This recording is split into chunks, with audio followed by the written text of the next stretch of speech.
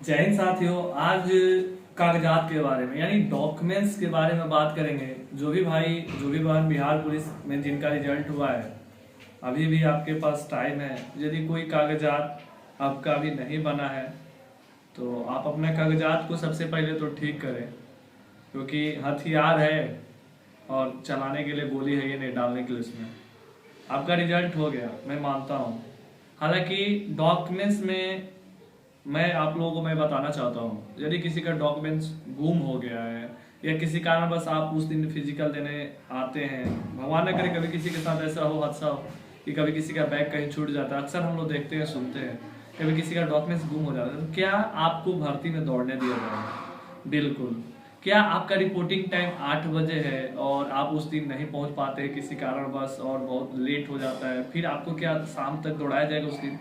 बिल्कुल दौड़ाया जाएगा, क्योंकि अनदर भर्तियों में लोग दौड़े हैं। तो इसलिए क्या होता है ना, कभी कभी आदमी अपना शिफ्ट में नहीं पहुंच पाता है, कहीं कभी कभी ये सोचता है कि आज ही मेरा फिजिकल है, तो क्या उस टाइम पे हम पहुंच पाएंगे? अपने अनुमान से तो आदमी घर से पहले ही निकलता है, किसी कारण बस कुछ ही ऐसा अपवाद ही होता है कि कुछ लोग टाइम पे नहीं पहुंच पाते हैं। तो ये नहीं सोचना है ना कि अब तो टाइम पे नहीं पहुंचे तो क्या हमको दौड़ने होगा। जिस दिन आपका डेट रहता है ना, उस दिन आपको लेट सेट कभी भी आप नहीं पहुंचते अपने शिफ्ट में तो आपको दौड़ाया जाएगा। ये आयोग द्वारा आपको इतना चीज है।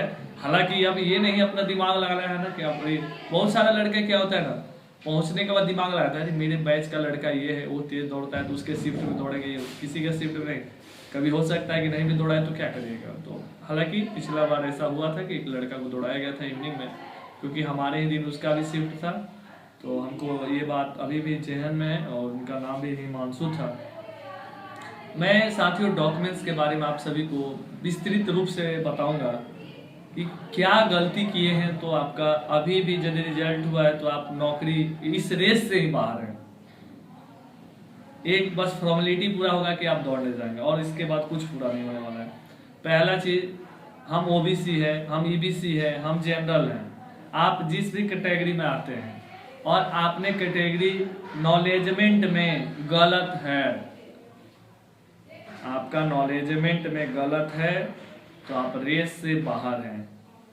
आप नॉलेजमेंट में जो कैटेगरी डाले हैं, क्या आप वही कैटेगरी में आप आते हैं? क्या आप वही हैं? आप हैं तो आपको डॉक्यूमेंट्स में बाहर नहीं किया जाएगा। दूसरा चीज, जो डेट ऑफ बर्थ मैट्रिक के मार्कशीट में, इंटर के मार्कशीट में है, वही मार्कशीट, वही डेट ऑफ बर्थ आपका नॉलेजमेंट में होना चाहिए। आधार में बहुत लोगों का गलती होता है तो वो आप सुधरवा लीजिएगा। अब वोटर आईडी हो गया, पैन कार्ड हो गया, जो भी होता है XYZ, उसमें कहीं गलत है तो सुधरवा लीजिएगा। मेन देखा जाएगा आपका नॉलेजमेंट में, जो यानी नॉलेजमेंट जो फॉर्म आप डाले हैं ना, जो डेट ऑफ बर्थ है यानी जन्म तिथि जो आपकी डाली हुई है, यदि वो आपकी date of birth matric inter marksheet के डॉक्यूमेंट से नहीं मैच करता है, आप रेस से बाहर हो। कोई फायदा नहीं अभी भी पसीना बहाने से। क्यों? क्योंकि डेट ऑफ बर्थ से आपका रिजल्ट आया है, डेट ऑफ बर्थ से मेरिट बनेगा। दूसरा चीज, कैटेगरी से आपका रिजल्ट आया है। हम जनरल में आते हैं, डाल दिए ईबीसी या ओबीसी डाल दिए, अब तो ओबीसी, अब मेरा नंबर कितना भी रहे उसे उसको क्या मतलब, मेरा कैटेगरी में दिया, अब हम चले जाएंगे तेल बेचने।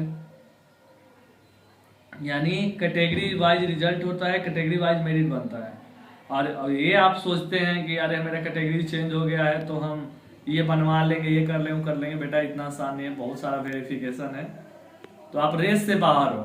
अब आपका मैट्रिक का जो सर्टिफिकेट नंबर है वो गलत हो गया, आपका आधार में कोई नाम गलती है या आपका कोई सर्टिफिकेट में स्पेस नहीं है, कोई पापा के नाम में गलती है, मम्मी के नाम में गलती है, फॉर्म भरे वाला कुछ गलत डाल दिया है, इन सारी चीजों से कोई फर्क नहीं पड़ता है, कोई दिक्कत नहीं। एक नॉर्मली एफिडेविट बनवा लीजिए, कोई दिक्कत नहीं। या डॉक्यूमेंट्स आप गलती से छूट जाता है या किसी कारणवश आप उस दिन डॉक्यूमेंट्स नहीं दे पाते हैं तो आयोग द्वारा आपको कुछ दिन की टाइम मोहलत दी जाती है कि आप जमा करें।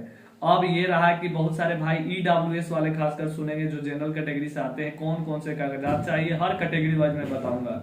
तो बहुत सारे लोग पूछ रहे थे कि 20-21 वाला ईडब्ल्यूएस सर्टिफिकेट मांग रहा है। मेरे भाई 22 में भर्ती हो रहा है, आपको कोई भी ईडब्ल्यूएस सर्टिफिकेट देना है, जो लेटेस्ट भी हो पुराना भी हो, किसी को नहीं छाटा जाएगा। मेरा साल 1.5 साल पुराना था, मैंने दिया था, याद है। मैं भी घबराया रहता था कि लेगा क्या करेगा, लेकिन मेरे को इतना पता था इसलिए नहीं घबराता था कि डॉक्यूमेंट्स में किसी को नहीं छाटा जाता। बस अपना नॉलेजमेंट चेक करिए, डेट ऑफ बर्थ और कैटेगरी 2 को चेक करिए, बाकी कोई डॉक्यूमेंट्स यदि अभी नहीं भी है आप उसको बनवाइए, टाइम है अभी आपके पास।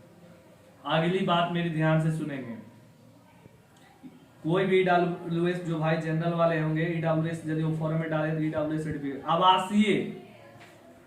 आवासीय यानी रेसिडेंशियल सर्टिफिकेट, आवास प्रमाण पत्र, किसी भी स्टेट के लड़के होंगे, अदर स्टेट वाले जनरल में आ जाते हैं, तो आवासीय सभी कैटेगरी को जरूरत है, चाहे वो ओबीसी, ईबीसी, एसटी, एससी, कोई भी कैटेगरी का हो, आवासीय सबको जरूरी है। एक आईडी प्रूफ जरूरी है जो कि आपको एंट्री देगा आरबी कार्ड के साथ। मैट्रिक का मार्कशीट, मैट्रिक का या तो प्रोविजनल या ओरिजिनल, और सीबीएसई वाले लोगों को एक ही मिलता है, वो घबराएंगे नहीं। फिर इंटर का, क्योंकि ये भर्ती इंटर लेवल पे आती है, 12th लेवल पर, मार्कशीट ओरिजिनल प्रोविजनल कोई रहेगा बेटा, चल जाएगा। ये जो मैं चीजें मैं बताई हूँ आप सभी को बताया हूँ, मैट्रिक का मार्कशीट मूल प्रमाण पत्र या प्रोविजनल कोई एक, इंटर का मार्कशीट मूल प्रमाण पत्र या प्रोविजनल कोई एक, ये डॉक्यूमेंट्स हो गया आपका डिग्री का जिसपे आपने फॉर्म डाला है। एक्स्ट्रा में आपको एक ID proof, voter ID, PAN card, driving licence, कुछ भी चलेगा। उसके बाद साथ में आर्मी कार्ड रहेगा, उसके साथ आवासीय सभी कैटेगरी को। अब कैटेगरी वाइज बता रहे हैं, जनरल वाले भाई को कुछ नहीं देना, बस इतना ही देना है। ईडब्ल्यूएस जो डाले हैं उनको ईडब्ल्यूएस सर्टिफिकेट, किसी भी जाति का आय नहीं लगता है, किसी भी जाति के लोगों का कैरेक्टर सर्टिफिकेट नहीं लगता है। कैरेक्टर बाद में जब वेरिफिकेशन होता है वो थाना में जाता है, उस समय डायरेक्ट आपको वेरिफिकेशन बनाने की कोई जरूरत नहीं। बिहार पुलिस में कैरेक्टर सर्टिफिकेट बाद में वो अपने आप, जब आप मुख्यालय ज्वाइन करिएगा वहां से वो थाना में जाता है और आपका जांच करता है।